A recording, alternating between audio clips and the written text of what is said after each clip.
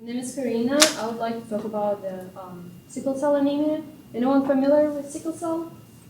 Can anyone give me the definition? It's when the shells are sickle shaped, so they aren't able to pass through the blood. Yes. So you get it only genetically.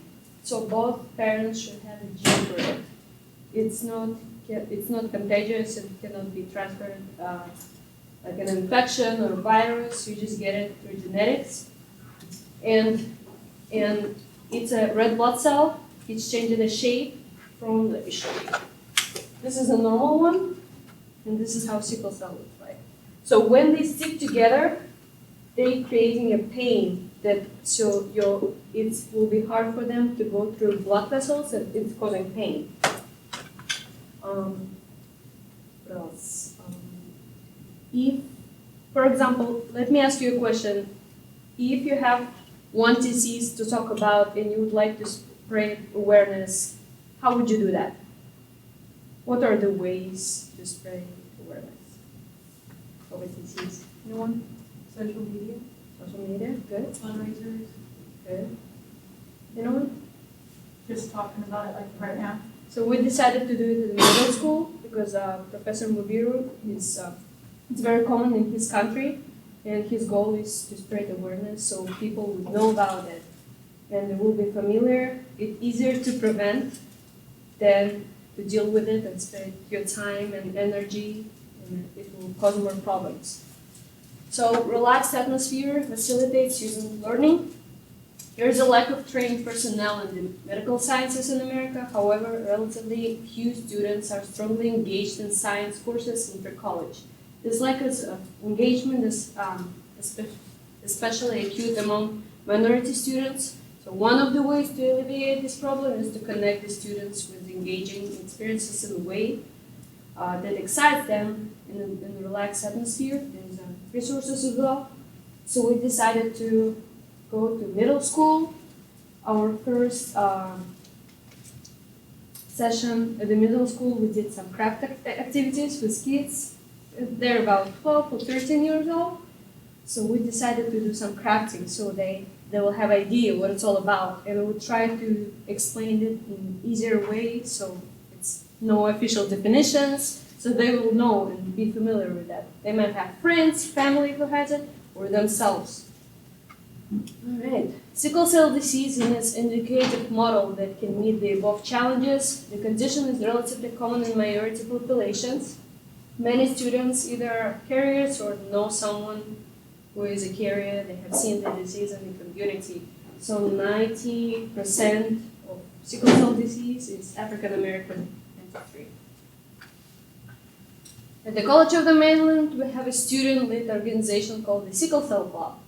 We usually go there once a month to present and talk to kids about it, with the aim of raising awareness of the sickle cell disease. The club has recently pioneered a program whereby students design sickle cell-based education models and use these models as education tools in the local middle and high schools. These modules are presented to the middle and high school students in a relaxed, non-judgmental atmosphere by the College of the Mainland students. Our Sickle Cell Club simplified the complex scientific concepts and present them to the students using games and crafts. Since the materials we use are affordable, the program can be scaled up to involve many students. So our point is not how much and how many,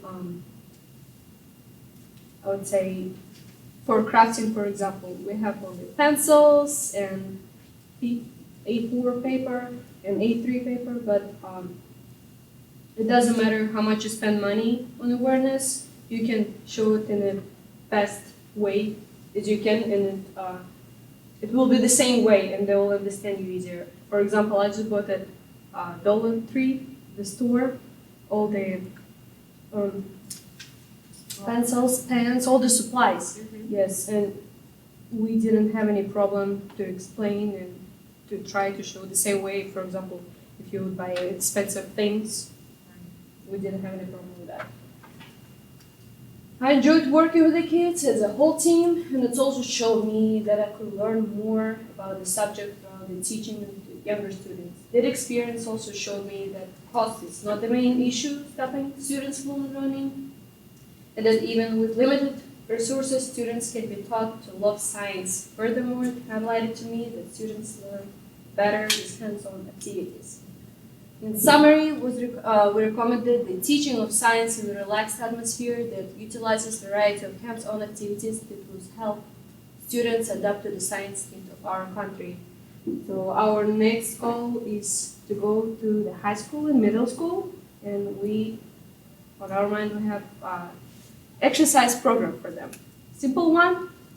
So because one of the best ways to prevent, not to prevent, but make you feel better with sickle cell anemia, good exercise and diet. So we would like to show our kids what are the best ways, how they can do it without any money.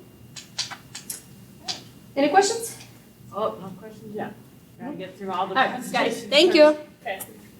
Thank you. You go. I worked with the pain management. We have a lot of patients with pain and we're treating with narcotics.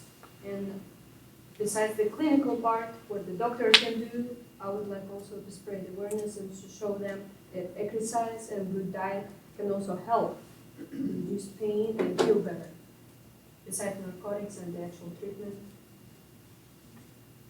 I don't personally know anyone with sickle cell disease, but I enjoy getting out and spreading the word and awareness, and I learn as well in doing it. Thank you. Any other questions? I have a question for Karina. Since you work with patients that have sickle cell, do you know if there's any innovative research in regards to pain management, like alternatives to opiates? Yes, bone marrow transplant, that's a cure, and they usually treat them with hydroxyurea. Besides, but it's not possible if they have the sickle cell, they all have pain.